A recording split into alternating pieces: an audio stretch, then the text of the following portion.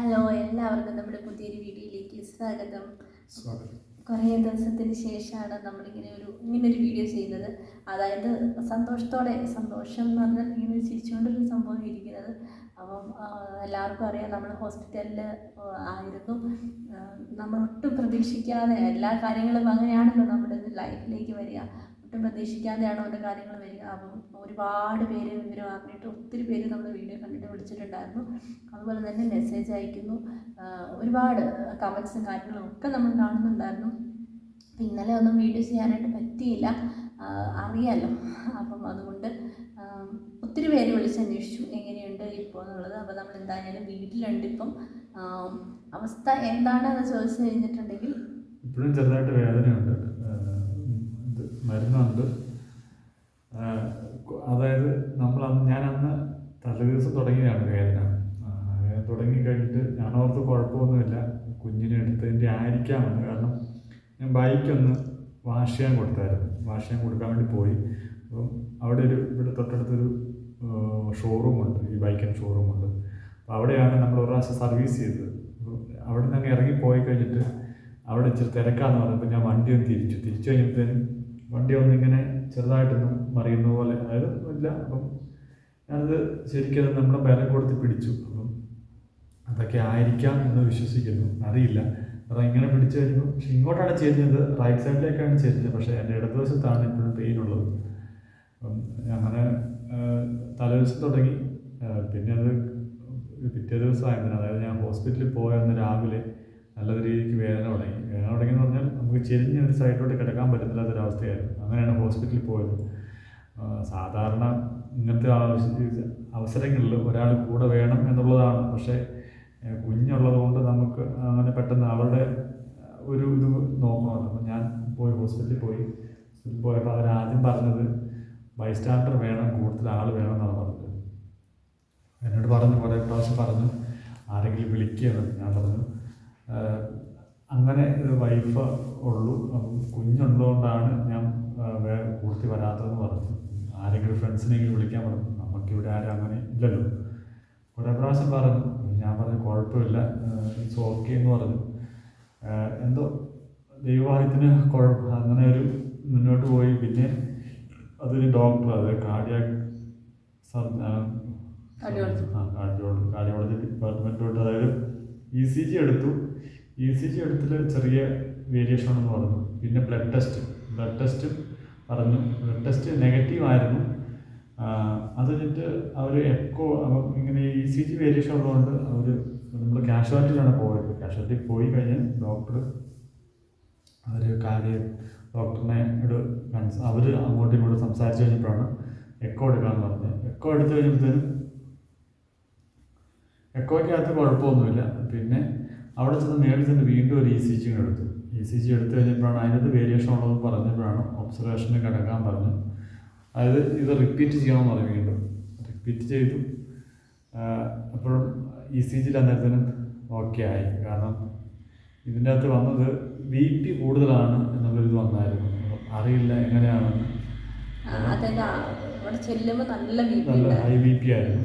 അപ്പോൾ അവരോട് ചോദിച്ചത് ഇങ്ങനെ ഉണ്ടോ എന്നൊക്കെ ചോദിച്ചു. പിന്നെ കുറേ കാര്യങ്ങൾ, അതായത് ഹിസ്റ്ററിയെ പരിശോധിക്കില്ല അവരങ്ങനെ ഇങ്ങനെ ചോദിച്ചു. അപ്പോൾ ഞാൻ പറഞ്ഞു, എന്നോട് ചോദിച്ചു ഈ കയറ്റം കയറുമ്പോൾ കിതപ്പുണ്ടോ അങ്ങനെ ഇതുവരെ വന്നിട്ടില്ല. കാരണം ഞാൻ വീട്ടിലായ സമയത്ത് ഏറ്റവും കാര്യങ്ങൾ, അതായത് ഈവൻ പുല്ല് പറിക്കാൻ വേണ്ടി പോകുന്ന സമയം വരെ അത് നല്ല കയറ്റത്ത്. അപ്പോൾ അന്നേരപ്പോഴും നമുക്കൊരു കുഴപ്പമില്ലായിരുന്നു. പക്ഷെ നമുക്കറിയില്ല എന്താ പെട്ടെന്ന് ഇങ്ങനെ വന്നത്. അത് കഴിഞ്ഞ് ഡോക്ടർ കണ്ടതിന് ശേഷമാണ് തോന്നുന്നു ഡോക്ടർ എന്നോട് സംസാരിക്കുന്ന പറഞ്ഞാൽ, അതായത് അച്ഛൻ സംസാരിച്ചു. അച്ഛൻ ആദ്യം ഫോൺ, ഞാനിവിടെയാണല്ലോ. അപ്പോൾ അച്ഛനെ ഫോൺ വിളിച്ചിട്ട് പറഞ്ഞു, ചേട്ടായിയോട് വരാൻ പറയാൻ പറ്റുമോ? അത് പറയാനുള്ള കാരണം പറഞ്ഞാൽ ഡോക്ടർ, അത് നമ്മൾ കണ്ടുകൊണ്ടിരുന്ന ഡോക്ടർ വന്നതിന് ശേഷം വേറെ ഡോക്ടർ വന്നു. അപ്പോൾ അവരങ്ങോട്ടും ഇങ്ങോട്ടും സംസാരിച്ചപ്പോൾ ഡോക്ടർ വന്നിട്ട് പറഞ്ഞു ഒരാൾ കൂടെ വേണമെന്ന് പറഞ്ഞു. പക്ഷെ കുഴപ്പമൊന്നുമില്ല, ഒരാൾ വന്നാൽ മതി, അല്ലാതെ പേടിക്കാനൊന്നുമില്ല എന്ന് പറഞ്ഞു. ഞാനിങ്ങനെ സംസാരിച്ചുകൊണ്ട് ഇരുന്ന സമയത്ത് ഞാനിങ്ങനെ പറഞ്ഞു, ഞാൻ അന്നേരം വിളിച്ചത് ചേട്ടനോട് വരാം. ഈ ചേട്ടനോട് വരാൻ വേണ്ടി പറയാനുള്ള കാരണം എന്നോട് ആദ്യം പറഞ്ഞായിരുന്നു ചേട്ടായോട് വരാൻ പറയാമെന്ന് പറഞ്ഞു. അതുകൊണ്ടാണ് വിളിച്ചത്. ചേട്ടായിയോട് ഇങ്ങനെ പറഞ്ഞപ്പോൾ ചേട്ടായി പറഞ്ഞിരുന്നു എന്നെ വിളിച്ചാൽ മതി, എന്തുണ്ടെങ്കിലും ഞാൻ ഓടി വന്നേക്കാന്ന് പറഞ്ഞിട്ടുണ്ടായിരുന്നു. അപ്പോൾ അത് അച്ഛനോട് പറഞ്ഞുകൊണ്ട് അച്ഛൻ അത് ഞാൻ ചിന്തിച്ചില്ല. പക്ഷേ ഫോൺ എടുത്തിട്ട് അച്ഛനോട് പറഞ്ഞു അമ്മ ചേട്ടായിയോട് ഒന്ന് വരാൻ പറയാമെന്ന് ചോദിച്ചു. ഹോസ്പിറ്റൽ കേസാണ്, അത് ചെസ്റ്റ് പെയിൻ ആയിട്ട് പോയതാണ്. പെട്ടെന്ന് ചേട്ടായോട് വരാൻ പറയുമ്പോഴത്തേക്കും എൻ്റെ സകലമാന ഇതും പോയിട്ടോ, ഞാൻ തകർന്നു പോയി. പിന്നെ സംസാരിക്കുന്നത് അച്ഛനല്ല, പിന്നെ സംസാരിക്കുന്നത് ഞാൻ പറയട്ടെ, പിന്നെ സംസാരിക്കുന്നത് ഡോക്ടറാണ്. ഡോക്ടർ എന്നോട് പറഞ്ഞു ഇതുപോലെയൊക്കെയാണ് കാര്യങ്ങൾ, ECG ആദ്യം ഞാൻ ഇവിടുത്തെ കാർഡിയോളജിസ്റ്റാണെന്ന് പറഞ്ഞു. പിന്നെ ഞാൻ ഒന്നും കേട്ടില്ല, എനിക്കറിയാൻ പാടില്ല ഡോക്ടർ എന്താ പറഞ്ഞേ, ഒന്നും എനിക്കറിയാൻ പാടില്ല. എന്നെ കിടുകിടാ വിറയ്ക്കാൻ തുടങ്ങി. അറിയാം ഞാൻ ഇച്ചിരി ടെൻഷൻ്റെ ആൾ ഇച്ചിരി കൂടുതലാണ് എനിക്ക് ടെൻഷൻ, എനിക്കൊന്നും അറിയില്ല. പിന്നെ എനിക്ക് എത്രയും പെട്ടെന്ന് ഹോസ്പിറ്റലിൽ എത്തിയാൽ മതി എന്നുള്ളൊരിത് മാത്രമായിട്ട് ഞാൻ എങ്ങനെയാണ് ഇവളെയും കൊണ്ട് ഭയങ്കര വെയിലാണ്. അപ്പം ഇവളെയും കൊണ്ട് എനിക്ക് എന്നാ ചെയ്യണമെന്നും അറിയത്തില്ല. ഞാൻ പെട്ടെന്ന് താഴെ ഇറങ്ങി, ഭാഗ്യം കൊണ്ട് എനിക്കൊരു ചേട്ടൻ്റെ ഓട്ടോ കിട്ടിയിട്ടോ. ഇപ്പോൾ ഓട്ടോ ഒരു പ്രായമായിട്ടുള്ള ചേട്ടൻ, നല്ലൊരു മനുഷ്യനായിരുന്നു. പുള്ളി എന്നെ സെൻറ്റ് ജോൺസിന് അവിടെ കൊണ്ടേ വിട്ടു. സൂക്ഷിച്ചിറങ്ങാനൊക്കെ പറഞ്ഞിട്ട് ഭയങ്കര നല്ല കെയറിങ് ആയിട്ടുള്ള ഒരാളോട്ടോ. അപ്പം അങ്ങനെ ഞാൻ അവിടെ എത്തി. എനിക്കറിയാൻ പാടില്ല എങ്ങനെ ഞാൻ മാനേജ് ചെയ്തു എന്നുള്ളൊരു സംഭവം കേട്ടോ. പിന്നെ ഭയങ്കര പാടായിരുന്നു ഞാൻ പറയുന്നതിനേക്കാളും കൂടുതൽ. കാരണം ഞാൻ സംസാരിച്ചുകൊണ്ട സമയത്ത് ഡോക്ടറെ കണ്ടത്, അപ്പോൾ പേടിക്കാനൊന്നുമില്ല ഞാൻ പറഞ്ഞപ്പോഴും ഡോക്ടർ അതുകൊണ്ടാണ് ഞാൻ പറയാം സംസാരിക്കാമെന്ന് മേടിച്ചിട്ട് എന്നെ സംസാരിച്ചോണ്ടോ. അച്ഛൻ പറഞ്ഞിട്ട് എനിക്ക് അത്ര ടെൻഷൻ ഡോക്ടർ പറഞ്ഞു അടുത്ത ആളുകൾ അഡ്മിറ്റ് ചെയ്യേണ്ടി വരുമെന്ന് ചോദിച്ചു. ഞാൻ പറഞ്ഞു ചിലപ്പോൾ അത് വേണ്ടി വരും, അങ്ങനെ പറഞ്ഞിട്ട്. കാരണം പേടിയുള്ള കൂടുതലാണ് ഡോക്ടർ അങ്ങനെ പറഞ്ഞു. അങ്ങനെ പോയി. പിന്നെ ഡോക്ടർ കുറച്ച് കഴിഞ്ഞിട്ട് ചോദിച്ചു. കുറച്ച് കഴിഞ്ഞ് ഞാൻ കാഷ്വാലിറ്റി തന്നെയായിരുന്നു. ഡോക്ടർ പറഞ്ഞു ഇവിടെ അവിടെ തന്നെ, അതായത് കാർഡിയോളജിയുടെ അവിടെ തന്നെയാണ് എന്തോ ഇതുണ്ടായിരുന്നു, ഒരു ഒബ്സർവേഷൻ റൂം വന്നു. അവർ പറഞ്ഞു അവിടെ കിടത്തി കഴിഞ്ഞാൽ വീണ്ടും നമുക്ക് അതായത് പൈസ പേ ചെയ്യേണ്ടി വരും, ആ രീതിയിൽ വന്നു പറഞ്ഞു. അപ്പോൾ ഒരുപാട് എടുക്കേണ്ടി വരും എന്നുള്ളത്. അപ്പോൾ അത് കഴിഞ്ഞിട്ട് പിന്നെ ഡോക്ടർ പറഞ്ഞു കുഴപ്പമില്ല, താഴെ തന്നെ കാഷ്വാലിറ്റി തന്നെ അവിടെ നിൽക്കാൻ പറഞ്ഞു. അപ്പോൾ അത് കഴിഞ്ഞ് ഡോക്ടർ എന്നിട്ട് രണ്ടാമത് വീണ്ടും വന്നു എന്നോട് ചോദിച്ചു ഫുഡ് കഴിച്ചോ എന്ന് ചോദിച്ചു. അപ്പോൾ ഞാൻ പറഞ്ഞില്ല, വൈഫ് വരും എന്ന് പറഞ്ഞാൽ കുഴപ്പമില്ല. അങ്ങനെ പോയി. കുറച്ച് കഴിഞ്ഞവരും ഞാനിങ്ങനെ ഒന്ന് ജസ്റ്റ് ഒന്ന് മയങ്ങത്തിന് വന്നിട്ട് ചോദിച്ചു. അപ്പോൾ ഡോക്ടർ വന്നോ ഇത്ര പെട്ടെന്ന് വേണ്ടായിരുന്നു എന്ന രീതിയിൽ പറഞ്ഞു. പിന്നെ അറിയത്തില്ല ആ ഒരു ടെൻഷൻ എത്രത്തോളം എനിക്ക് പറയാൻ പറ്റുന്നത് എനിക്കറിയില്ല. എനിക്ക് എങ്ങനെയെങ്കിലും എത്തണം. എന്താണ് ECGയിൽ വേരിയേഷനോ, നമ്മൾ വിചാരിക്കുന്നത് അവിടെ ചെല്ലുമ്പോൾ ഗ്യാസ് കയറിയതാന്ന് പറയും എന്നുള്ള രീതിയിലാണ് നമ്മൾ പോകുന്നത്. പിന്നെ അങ്ങോട്ട് എനിക്കറിയത്തില്ല എനിക്ക് കുഞ്ഞിനെ എവിടെയെങ്കിലും കിടത്താൻ പറ്റുമോ, കാഷ്വാലിറ്റി അല്ലേ, മുഴുവൻ പേഷ്യൻസും എല്ലാം അല്ല, എനിക്ക് അവിടെ കിടത്താൻ പറ്റണില്ല. അപ്പം ഞാൻ അവളെ കൊണ്ട് ചാപ്പലിൽ പോയി അവിടെ കുറച്ച് നേരം അവളെ കിടത്തി. അങ്ങനെ അന്നേരത്തേനും പിന്നെ ഭാഗ്യത്തിനെന്ന് പറഞ്ഞാൽ ചേട്ടായി വന്നതുകൊണ്ട് അവളെയും ഇവിടെ ആക്കിയിട്ട് ഞങ്ങൾ രണ്ടുപേരും കൂടെ പോകാൻ പറ്റി കേട്ടോ. അല്ലെങ്കിൽ പിന്നെ കുഞ്ഞിനെ കൊണ്ട് പറ്റുന്നില്ലായിരുന്നു കേട്ടോ, ഒട്ടും പറ്റുന്നില്ലായിരുന്നു. അപ്പം അങ്ങനെയൊക്കെയാണ് നമ്മുടെ ഹോസ്പിറ്റലിലെ കാര്യങ്ങൾ. ഇപ്പം മെഡിസിൻ കൊടുത്തിട്ടുണ്ട്, 5 ദിവസത്തേക്കുള്ള മരുന്ന് പെയിൻ കില്ലറുണ്ട്. പെയിൻ കില്ലർ കഴിക്കുമ്പോൾ പോലും ഇപ്പോഴും പെയിനുണ്ട്. പക്ഷെ നമുക്ക് ശരിക്കും എന്താണ് പറ്റുന്നതെന്ന് ഇപ്പോഴും നമുക്കറിയത്തില്ല. ഇപ്പോൾ ഒത്തിരി പേര് നമ്മളോട് ആൻജിയോഗ്രാം ചെയ്യണം, ഹോസ്പിറ്റലിൽ മാറാനൊക്കെ പറഞ്ഞിട്ടുണ്ടായിരുന്നു. അപ്പോൾ ഇത് ഇങ്ങനെ തന്നെ കുറയുന്നില്ല എന്നുണ്ടെങ്കിൽ നമ്മൾ വേറെ ഏതെങ്കിലും ഹോസ്പിറ്റലിൽ പോകാമെന്ന് വിചാരിക്കുന്നു. അങ്ങനെ എന്താണ് ചെയ്യേണ്ടതെന്നൊന്നും അറിയത്തില്ല കേട്ടോ. സത്യം പറഞ്ഞു കഴിഞ്ഞാൽ ആൻജിയോഗ്രാം ഒന്നും ചെയ്യേണ്ടി വരില്ല. ഇതിടയ്ക്ക് പറയേണ്ട ഒരു അവസ്ഥ വന്നെന്ന് പറഞ്ഞോട്ടോ, അതുകൊണ്ടല്ല, അത് എന്തെങ്കിലും ആയിക്കോട്ടെ കുഴപ്പമില്ല. അതിൻ്റെ ഇടയ്ക്ക് വന്നൊരു കമൻറ്റ് നമ്മൾ ഇട്ടൊരു വീഡിയോയ്ക്കകത്ത്, അതായത് അന്നിട്ട വീഡിയോയ്ക്കകത്തൊരു കമൻറ്റ് ചെയ്ത് ആ കമൻറ്റ് ഡിലീറ്റ് ചെയ്തതിൻ്റെ ആൾ ഓടി. അത് വ്യക്തമായിട്ട് അറിയാൻ വേറെ ഇതിന് കമൻറ്റിന് റിപ്ലൈ കൊടുക്കാൻ വേണ്ടിയോ അല്ലെങ്കിൽ കമൻറ്റിന് നിങ്ങൾ പറയും, കുറേ പേര് പറയും, അല്ലെങ്കിൽ നമ്മൾ ഇഷ്ടമുള്ളവർ പറയും ഇതിനൊന്നും ഒരു ആവശ്യമില്ല എന്ന് പറയും. പക്ഷേ നമ്മൾ പറയേണ്ട ഒരു കാര്യമൊന്നുമല്ല. ആ ഒരു കമൻറ്റ് ഇടാൻ വേണ്ടി മാത്രം നിങ്ങൾ കാണും, ഞങ്ങൾ പിൻ ചെയ്ത് വെച്ചിരുന്നു ആ കമൻറ്റ്.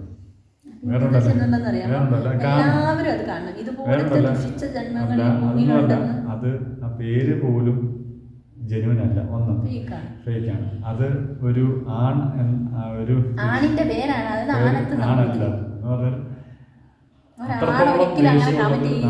സത്യം പറയാൻ വേറൊന്നുമല്ല. ഒരാളോടും നമ്മളറിയാതെ എന്തെങ്കിലും ചെയ്തു പോയിട്ടില്ല, അതായത് നമ്മൾ മനസ്സറിഞ്ഞ് ആരെയും നമ്മൾ ദ്രോഹിച്ചിട്ടില്ല. അപ്പോൾ നമ്മൾ അങ്ങനെ ഒരു ഇതാണ്. കാരണം വേറൊന്നുമല്ല, ചിലപ്പം മനസ്സറിയാതെ അല്ലെങ്കിൽ നമ്മളറിയാതെ, ചിലപ്പം എല്ലാവരും മനുഷ്യരല്ലേ, ചിലപ്പോൾ എന്തെങ്കിലുമൊക്കെ ചിലപ്പോൾ ഒരു നോട്ടങ്ങളോ അല്ലെങ്കിൽ ഒരു വാക്കുകൾ ചിലപ്പോൾ അവർക്ക് ഹർട്ടായിട്ടുണ്ടായിരിക്കും. അല്ലാതെ നമ്മൾ മനഃപൂർവ്വം അവർ ദ്രോഹിക്കണം എന്ന് കരുതി നമ്മൾ ആരെയും ദ്രോഹിച്ചിട്ടില്ല അല്ലെങ്കിൽ ആരെയും വേദനിപ്പിച്ചിട്ടില്ല എന്ന് വിശ്വസിക്കുന്നു. അതറിയില്ല, മനുഷ്യരല്ലേ. അതാണ് ഇപ്പോഴും ഞാൻ പറഞ്ഞൊരു കാര്യമാണ്. അപ്പോൾ അത് ആ ഒരു കമൻറ്റ് ഇടാൻ വേണ്ടി മാത്രമാണ് ആ ഐ ഡി ക്രിയേറ്റ് ചെയ്തത് ഞങ്ങൾക്കറിയാം. കാരണം ഞങ്ങൾ അന്ന് നോക്കിയായിരുന്നു. പിന്നെയും അതിൻ്റെ അടിയിലൊരു കമൻറ്റ് വന്നതിന് ശേഷമാണ് ഞങ്ങൾ വീണ്ടും നോക്കിയത്. അത് 9 ഞങ്ങൾ വീഡിയോ ഇട്ടിട്ട് 10 മണിക്കൂർ ആയതിനു ശേഷം ആ 9 മണിക്കൂറായുള്ള ആ ഒരു ഐ ഡി ക്രിയേറ്റ് ചെയ്തിട്ട് കുഴപ്പമില്ല. അതായത് ഈ കമന്റ് ഇട്ട വ്യക്തി ആര് തന്നെ ആയാലും സ്വന്തം ഐഡിയ ഇല്ല. അതൊന്നും ഞാൻ പറയാൻ തന്നെ അവരൊരു മകളായിരിക്കാം, ഒരു ഭാര്യ, ഒരു സഹോദരി, അങ്ങനെ ഒരു ഇതുണ്ടല്ലോ. അതൊരു അമ്മ, സഹോദരി, പെങ്ങൾ, സഹോദരി, അങ്ങനെ ഒരു ബന്ധം വരില്ല എന്നാണല്ലോ. അതായത് അതൊരു അദൃശ്യ ശക്തിയല്ല. അപ്പം അതൊരു മനുഷ്യൻ, അങ്ങനെ ഒരാളുണ്ട്.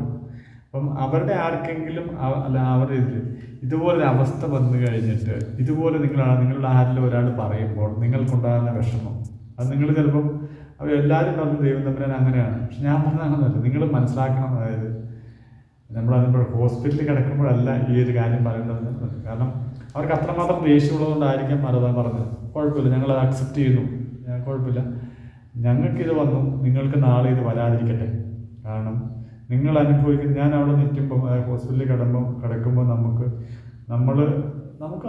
എനിക്ക് സത്യം പറഞ്ഞു കഴിഞ്ഞാൽ ഒരു ഹോസ്പിറ്റലിൽ പോകുമ്പോഴും, അതായത് എനിക്ക് ഇതിനേക്കാളും വലിയൊരു ഇത് വന്നപ്പോൾ പോലും സത്യം പറഞ്ഞാൽ ഞാൻ ടെൻഷൻ അടിച്ചിട്ടില്ല. കാരണം ടെൻഷൻ അടിച്ചു കഴിഞ്ഞാൽ വീണ്ടും വീണ്ടും ഭയങ്കരമായിട്ട് ഇതായി പോകും. കാരണം കൂടുതലുള്ളവർ നമ്മളിപ്പോൾ ഞാൻ ടെൻഷൻ അടിക്കുന്നുണ്ട്, ഞാൻ ഇവൻ വരാം, ഞാൻ പറഞ്ഞു എന്നോട് പറഞ്ഞു വരാമെന്ന് പറഞ്ഞ് നമുക്ക് 3 കൂടെ പോകാമെന്ന് പറഞ്ഞപ്പോൾ ഞാൻ പറഞ്ഞു വേണ്ട, ഞാൻ പൊക്കോളാം എന്ന് പറഞ്ഞു. കാരണം അവർ പറഞ്ഞൊരു കാര്യം ചിലപ്പോൾ ഞാൻ കേൾക്കുമ്പം എനിക്കത് സത്യം ആ രീതിയിൽ എടുക്കാൻ പറ്റും. പക്ഷേ കൂടുതൽ കേൾക്കുന്ന ആൾ എങ്ങനെയാണോ എനിക്കറിയത്തില്ല, എടുക്കുന്നത് അറിയത്തില്ല. അപ്പോൾ അതുകൊണ്ടാണ് നിങ്ങൾ അവിടെ ഹോസ്പിറ്റലിൽ പോയി കിടക്കുമ്പം അവിടെ ചിലപ്പോൾ നമ്മളെക്കാളും കൂടുതലൊരു അവസ്ഥ വരുമ്പോൾ നമ്മുടെയൊക്കെ ചെറുതാണെന്ന് നമുക്ക് തോന്നുള്ളൂ. ഞാൻ പറഞ്ഞു വന്നത് വേറൊന്നുമല്ല, ആ കമൻ്റ് ഇട്ട വ്യക്തിയോട് പറയാനുള്ള കാരണം നിങ്ങൾക്ക് നാളെ ഇങ്ങനത്തെ ഒരു അവസ്ഥ സംഭവിക്കാതിരിക്കട്ടെ. കാരണം നിങ്ങൾ കുരിശ് നാട്ടുമോ അല്ലെങ്കിൽ അത് നാട്ടുമോ ഇത് നാട്ടുമോ എന്നൊക്കെ ചോദിച്ചോ, കുഴപ്പമില്ല. നിങ്ങൾ നാട്ടാതിരിക്കുകയോ ചെയ്യുക, അത് നിങ്ങളുടെ ഇഷ്ടം. നിങ്ങളും വരണം. കാരണം അങ്ങനെ ഒരു സംഭവം ഉണ്ടാകണം, നിങ്ങളും വരണമെന്ന് ഞാൻ പറയുള്ളൂ. അപ്പം നിങ്ങൾ കാണണം അത്. കാരണം വേറൊന്നുമല്ല, ആഗ്രഹിക്കുന്നതല്ല, സന്തോഷം നിങ്ങൾക്ക് കിട്ടുവാണ്. നിങ്ങൾ അത് അങ്ങനെ കിടക്കുന്ന കാണുമ്പോൾ നിങ്ങൾക്ക് സന്തോഷം കിട്ടുവാണെങ്കിൽ അതിനപ്പുറം എനിക്ക് സന്തോഷിപ്പിക്കാൻ എനിക്ക് വേറൊന്നും പറ്റത്തില്ല. അപ്പം ആ സന്തോഷം നിങ്ങൾക്ക് കിട്ടുന്നുണ്ടെങ്കിൽ എനിക്കത് ഒരു ഇത് തന്നെയാണ്. ഞാൻ അറിയുന്നില്ല എന്നാൽ പോലും എന്ന് പറഞ്ഞാൽ വേറൊന്നുമല്ല.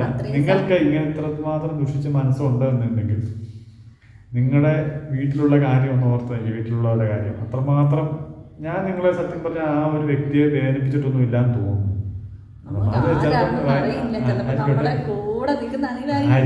കുഴപ്പമില്ല. ഇതൊക്കെ പറയേണ്ട ഒരു അവസ്ഥ വന്നത് ആ ഒരു അത്രയും മോശപ്പെട്ട ഒരു ഇതോട് മാത്രമാണ്. പിന്നെ കമന്റ് പിൻ ചെയ്ത് വെക്കാനുള്ള കാരണം ഇങ്ങനെയുള്ള ആളുകളുണ്ടെന്ന് ഇല്ല. കാരണം ആ കമന്റ് ഇടയിൽ എവിടെയെങ്കിലും കിടന്നു കഴിഞ്ഞാൽ എല്ലാവരും കാണുന്നില്ലല്ലോ. പിന്നെ പറഞ്ഞായിരുന്നു ഇപ്പോഴത്തെ അതിനൊരു 8 ലൈക്ക് ഉണ്ടായിരുന്നു. അതേ ദുഷിച്ച മനസ്സുള്ള വിചാരിക്കുന്നുണ്ടാവും നിങ്ങൾ ആ കമന്റ് ഡിലീറ്റ് ചെയ്തിട്ട് പോയി കഴിഞ്ഞാൽ എല്ലാം നിങ്ങളത് ആരും അറിയില്ല എന്ന് നിങ്ങൾ വിചാരിക്കരുത്. കാരണം ഇതിൻ്റെ അകത്ത് വേറൊന്നുമല്ല, നമ്മൾ തപ്പി ഇറങ്ങിയാൽ ഇതിനകത്ത് ഒരു സൊല്യൂഷൻ നമുക്ക് കണ്ടെത്തണം എന്ന് വിചാരിച്ചു കഴിഞ്ഞാൽ നടക്കാവുന്ന കാര്യമുള്ളൂ. ഇപ്പോഴത്തെ സാഹചര്യം നിങ്ങൾക്ക് അറിയാമല്ലോ. ഈ ഒരു IP അഡ്രസ്സ് വെച്ചിട്ട് നിങ്ങൾക്കത് നിസ്സാര സമയം മതി. കാരണം നമുക്കതിന് സമയമില്ല. നിങ്ങളത് കുഴപ്പമില്ല, നിങ്ങൾക്കൊരു ചാരിതാർത്ഥ്യം, നിങ്ങൾക്കൊരു സന്തോഷം ആ ഒരു ചെറിയൊരു കണ്ടു കഴിയുമ്പോൾ അത് ഓർക്കണം. അല്ല അങ്ങനെയല്ല. കാരണം ഇത് കാണുമ്പോൾ വേറൊന്നുമല്ല. ഇത് സത്യം പറഞ്ഞു കഴിഞ്ഞാൽ അത് ആ കമൻ്റ് ഇട്ടിട്ട് അത് എഡിറ്റ് ചെയ്തു. അത് പറ്റുന്നില്ല, അത് ഇച്ചിലൂടെ കുറച്ച് കട്ടിയിലാവണം എന്ന് കരുതിയിട്ട് അത് എഡിറ്റഡാണ്. ഞങ്ങൾക്ക് വേണമെങ്കിൽ ഞാൻ സ്ക്രീൻഷോട്ട് എടുത്ത് വെച്ചിട്ടുണ്ട്. കാരണം എന്നോട് ആദ്യം പറഞ്ഞില്ല, പിന്നെയാണ് പറഞ്ഞത്. ഞാൻ സത്യം പറഞ്ഞാൽ കണ്ടില്ല കേട്ടോ. പിന്നെയാണ് പറഞ്ഞൊരു കമൻ്റ് ഉണ്ട് എന്ന് പറഞ്ഞു. ഞാൻ സ്ക്രീൻഷോട്ട് എടുത്ത് വെച്ചിട്ടുണ്ട്. നമ്മൾ ഇതൊന്നും ഇടുന്നൊന്നുമില്ല. ഒട്ടുമിക്ക ആളുകളും ആ കമന്റ് കണ്ടു. അതിനടിയിൽ ഒരുപാട് പേര് നമ്മളെ സപ്പോർട്ട് ചെയ്യുന്നല്ല, മനുഷ്യരായിട്ടുള്ള ആളുകൾ അതിന്റെ അടിയിൽ ഒന്ന് കമന്റ് ചെയ്തിട്ടുണ്ടായിരുന്നു. നീ എന്തൊരു ജന്മമാണെന്ന് ചോദിച്ചിട്ട്. അതൊക്കെ ആർക്കും അക്സെപ്റ്റ് ചെയ്യാൻ പറ്റില്ല. ഒരാൾക്ക് ഞാൻ പറയാം, ഒറ്റ കാര്യം പറയാം, അതൊരു ആണിനെ കൊണ്ട് പറ്റത്തില്ല അങ്ങനത്തെ ഒരു കമന്റ് ഇടാൻ പറ്റി. കാരണം ആ സത്യം 100-150% ഉറപ്പാണ്. അത്രയ്ക്ക് കാഠിന്യമുള്ളവരാരുമില്ല. പക്ഷേ ഞാൻ പറയാം, നമ്മളെ എന്തെങ്കിലും പറയുകയാണെങ്കിൽ ഇത്രയും ഇത് ചെയ്ത ഒരാൾക്ക് സ്വന്തം ഐഡി എന്ന് സ്വന്തം ഐഡന്റിറ്റി വെളിപ്പെടുത്തി ഒരു കമന്റ് ഇടാനുള്ള ധൈര്യമില്ല. കണ്ട ഫേക്ക് ഐഡി ഒക്കെ ക്രിയേറ്റ് ചെയ്ത് അതിനകത്ത് വന്നിരുന്നിട്ട് ഇങ്ങനെ കുത്തി ഉണ്ടാക്കാനായിട്ട് പറ്റത്തുള്ളൂ. അതിനുള്ള ധൈര്യം ആദ്യം കാണിക്കണം. ആദ്യം സ്വന്തം പേരിൽ ഐഡി ഉണ്ടാക്കി അതിൽ നിന്ന് കമന്റ് ഇടാനുള്ള ധൈര്യമെങ്കിലും കാണിക്കാത്ത നിന്നോടൊക്കെ എന്നാ പറയാനാ? ദേഷ്യല്ല, പുച്ഛാണ് തോന്നുന്നത്. വെറുതെ സ്വന്തം ഒരു ഐഡിയ ഉണ്ടാക്കി അതിൽ നിന്ന് പോലും ഒരു കമന്റ് ചെയ്യാനുള്ള ധൈര്യമില്ലാത്ത ആള് ഒളിഞ്ഞും പാത്തും വന്നിരുന്നിട്ട് ഇങ്ങനെ ഇത്രയും സങ്കടപ്പെട്ട് കരഞ്ഞ് ഞാൻ നിന്ന ഒരവസ്ഥയെ വന്ന് നിന്നിട്ട് നീ അങ്ങനെ ആയിപ്പോവും, അവിടെ ഞാൻ ഇത് നാട്ടും അത് നാട്ടും. പിന്നെ വേറൊരു ചേച്ചി വന്നിട്ട് ഭയങ്കരമായിട്ട് നീ എന്നെ കരയിപ്പിച്ചതാണ്, ഞാനിരുന്ന് മുട്ടിക്കരഞ്ഞ് ചങ്ക് പോയിട്ട് നിന്ന സമയത്ത് നീ എന്നെ അങ്ങനെ ദ്രോഹിച്ചവളാണ്, നീ ഇങ്ങനെ ദ്രോഹിച്ചവളാണ് എന്നെല്ലാം പറഞ്ഞ് 1000 കുറ്റം പറഞ്ഞേച്ച് ലാസ്റ്റ് വരെ ഞാൻ പ്രാർത്ഥിച്ചേക്കാം. പിന്നെ കണ്ടന്റ് ആക്കി എന്ന് പറഞ്ഞവരുണ്ട്. ഞാൻ അവിടെ നിന്ന് ഒരു ചെസ്റ്റ് പെയിനാണ്, കൈക്കോ കാലിനോ ഒരു വേദനയല്ല, എന്താണെന്നറിയില്ല. ഇപ്പോൾ പോലും ഓക്കെ ആയിട്ടില്ല. എന്ത് ചെയ്യണമെന്ന് എവിടെ കൊണ്ടുപോകണം എന്താണെന്നൊന്നും ഞങ്ങൾക്ക് അറിയില്ല. കാരണം നമ്മുടെ കൂടെ വേറെ ആരും ഇല്ലായിരുന്നു ആ സമയത്ത്. ചേട്ടായി പോലും അത് അന്നേരം വന്നിട്ടില്ലായിരുന്നു കേട്ടോ. അവർ വന്നതിന് ശേഷമാണ് എൻ്റെ ശ്വാസം ഒന്ന് നേരെ വീണത്. അപ്പം ഞാൻ ഇത് ഇനിയിപ്പോൾ ഇവർക്ക് ഒരാഴ്ചത്തേക്കുള്ള കണ്ടൻ്റായി എന്ന് പറഞ്ഞ ആളുകളുണ്ട്. അപ്പോൾ അവരോട് പറയുകയാണ്, ദൈവം തമ്പുരാന്ന് വിചാരിച്ചു നമ്മൾ ഈ വീഡിയോ ഇവിടെ നിർത്താണ്. കണ്ടൻ്റ് അല്ല, ഒരുപാട് ആളുകൾ നമ്മുടെ കണ്ടൻ്റ് എന്ന് വിചാരിക്കുന്നവർ കാണാൻ നമ്മൾ ഒരാളെ പോലും നിർബന്ധിക്കുന്നില്ലല്ലോ. നമ്മളെ സ്നേഹിക്കുന്നവർ നമുക്ക് കണ്ടിന്യൂസ് കോൾ വരുന്നുണ്ട്. അപ്പോൾ അതിന് റിപ്ലൈ നമുക്ക് എല്ലാവർക്കും കൊടുക്കാൻ പറ്റില്ല. അപ്പോൾ ഞാൻ അവിടെ ഇരുന്ന് കരഞ്ഞുകൊണ്ട് തന്നെയാണ് വീഡിയോ എടുത്തത്. അപ്പോൾ എങ്ങനെ സാധിക്കുന്നു എന്ന് ചോദിച്ചു. അതൊരു പ്രത്യേക തരം കഴിവാണ്. നമ്മുടെ അവസ്ഥ നമ്മളെ സ്നേഹിക്കുന്നവരോട് പറഞ്ഞേ ഉള്ളൂ. ആ കമന്റ് ഇട്ടവരോട് സത്യം പറഞ്ഞു കഴിഞ്ഞാൽ എന്താ പറയേണ്ടതെന്ന് അറിയത്തില്ല കേട്ടോ. അത്രയും വിഷമത്തോടെ ഇരുന്ന സമയത്ത് വന്നിട്ട് അത്രത്തോളം വൈരാഗ്യവും ശത്രുതയും മനുഷ്യനോടുണ്ടെന്നുള്ളതാണ് കേട്ടോ. ഇപ്പോഴും അറിയില്ല കാണാൻ പറയത്താണ് ഇപ്പോഴും ആ ഒരാള്. കാരണം ഇനിയിപ്പോൾ അടുത്തൊരു നമ്മൾ വീഡിയോ ഇട്ട് കഴിയുമ്പോൾ ഇപ്പം നല്ലൊരു വീഡിയോ ആണെങ്കിൽ എന്തെങ്കിലും വീഡിയോ ഇടുന്നതാണെങ്കിലും അടുത്തൊരു പ്രൊഫൈലുമായിട്ട് അല്ലെങ്കിൽ ഒരു ഐഡിയ ആയിട്ട് അവർ വരും. അത് നമുക്കറിയാം, കുഴപ്പമില്ല. അല്ല, പിൻ ചെയ്ത് വെച്ചിരുന്നു. അതൊന്നും പറയാൻ ഞാൻ അവസാനം ഒരു കാര്യം പറഞ്ഞായിരുന്നു. അതായത് ഇങ്ങനെ ഒരു പിന്നെയാണ് നമ്മൾ ഓർത്തത്, പിന്നെ ഇതിനകത്ത് ഐഡി തപ്പിയെടുക്കാൻ വലിയ സമയമൊന്നും വേണ്ട എന്ന് നിങ്ങൾ ഓർത്താൽ നന്ന് എന്ന് പറഞ്ഞതിൻ്റെ ഒരു കുറച്ച്, അതായത് നമ്മളൊന്ന് തലേ ദിവസം ഇട്ടു, പിറ്റേ ദിവസം രാവിലെ ആയതിനും ഐഡിയ അവർ റിമൂവ് ചെയ്തു. അപ്പോൾ നിങ്ങൾ കമൻറ്റ് മുക്കി പക്ഷെ നിങ്ങൾ വിചാരിക്കുന്നത്, ഞാൻ ഇപ്പോഴും പറഞ്ഞൊരു കാര്യമാണ്, അതാരാണേലും നിങ്ങൾ ഈ വീഡിയോ കാണുന്നുണ്ടെങ്കിൽ നിങ്ങൾ വിചാരിക്കുന്നുണ്ട് ഞാൻ ഇത് ആരും കണ്ണടച്ചാൽ ഇരുട്ടാവില്ല, പിന്നെ കണ്ണടച്ച് പാല് കുടിച്ചിട്ടുണ്ടെങ്കിൽ ആരും ശ്രദ്ധിക്കുന്നില്ല എന്ന് നിങ്ങൾ കരുതരുത്. അതൊരിക്കലും ഒരു വീഡിയോ ആക്കരുത്, ഒരു കണ്ടന്റായിട്ട് പറയരുത് എന്ന് വിചാരിച്ചാണ് പറഞ്ഞു വന്നപ്പോൾ നമ്മുടെ ദിശ. അത് ഈ പറഞ്ഞ വ്യക്തി ചിന്തിക്കുന്നില്ല, നമ്മൾ ഈ പുറത്തേക്ക് വിടുന്ന ശ്വാസം തിരിച്ചെടുക്കാൻ പറ്റിയില്ലെങ്കിൽ നീയും ഇല്ല, ഞാനും ഇല്ല, ആരുമില്ല, അല്ലേ? ആരുമില്ല. ആ പറയണേ ഒരാൾ വന്നിട്ട് ഇത്രയും മോശമായിട്ട് കമന്റ് ചെയ്യണമെന്നുണ്ടെങ്കിൽ അങ്ങനത്തെ ആളുകൾ ഈ ലോകത്ത് ജീവിച്ചിരിപ്പുണ്ടെന്ന് നിങ്ങൾക്ക് എല്ലാവർക്കും മനസ്സിലായല്ലോ. അത് മതി. അപ്പോൾ അതിൽ ആൾക്കാർ കമന്റ് ചെയ്തിട്ടുണ്ടായിരുന്നു, നിങ്ങൾ ഏറ്റവും നന്നായിട്ട് അറിയാവുന്ന ആളാണ് ഇത്രയും വലിയ ഇത് കമന്റ് ചെയ്തത്. ഉറപ്പല്ലേ? നന്നായി നമ്മുടെ കൂടെ നിൽക്കുന്നവർക്ക് മാത്രമേ നമ്മളോട് ശത്രുത ഉണ്ടാകത്തുള്ളൂ. നമ്മളെ അറിയത്തില്ലാതെ നമ്മൾ വീഡിയോ കാണുന്നത്, നമ്മൾ അറിയത്തില്ലാതെന്നല്ല, നമ്മളെ അറിയുന്ന ഒരാൾ അവരുടെ വളർച്ചയിൽ മാത്രമേ നമുക്ക് കുശുമ്പ് തോന്നുള്ളൂ, അല്ലേ? ഒരു പോസിറ്റീവ് എനർജി ആയിട്ട് എടുക്കുക എന്നുള്ളൂ. നമ്മളെ വീണ്ടും ജീവിപ്പിക്കാൻ പ്രേരിപ്പിക്കുന്ന കുറേ ഘടകങ്ങൾ. അതായത് നമ്മൾ ഇങ്ങനെയൊക്കെ ജീവിക്കുന്നത് കണ്ട് അതുപോലെ മനസ്സമാധാനം കേട്ടിട്ടാണ് ആളാ കമന്റ് ചെയ്തത്. സന്തോഷത്തോടെ ജീവിക്കുന്നത് കണ്ടിട്ട് ഒരാൾക്കൊരു ബുദ്ധിമുട്ട് തോന്നിയിട്ടുണ്ടെങ്കിൽ അത് നമ്മുടെ വിജയമാണ്, അല്ലേ?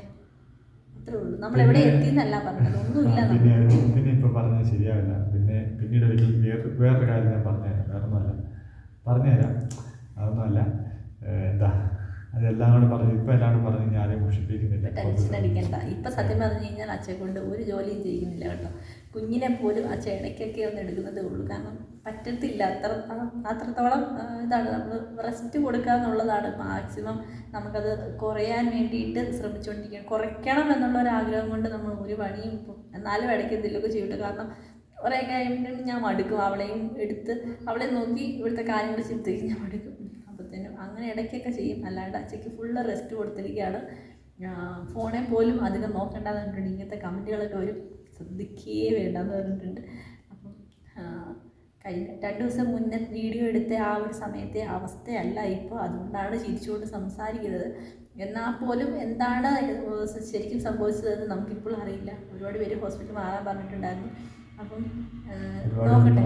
ഒരുപാട് പേര് പ്രാർത്ഥിക്കുന്നുണ്ട്. അവർക്കെല്ലാവർക്കും നന്ദി.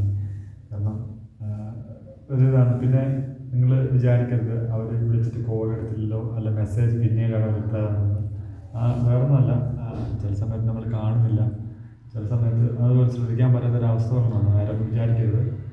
എല്ലാവരും സുഖം വിവരം അന്വേഷിച്ച എല്ലാവർക്കും, അല്ലെങ്കിൽ പ്രാർത്ഥിച്ച എല്ലാവർക്കും ഞങ്ങൾക്കറിയാം. ഇപ്പോൾ പ്രാർത്ഥിക്കണമെന്നറിയാം. എല്ലാവർക്കും ഒരുപാട് നന്ദി. നിങ്ങളുടെ പ്രാർത്ഥന ഞങ്ങളെ ഓർക്കുക, ഇത് സപ്പോർട്ട് ചെയ്യുക.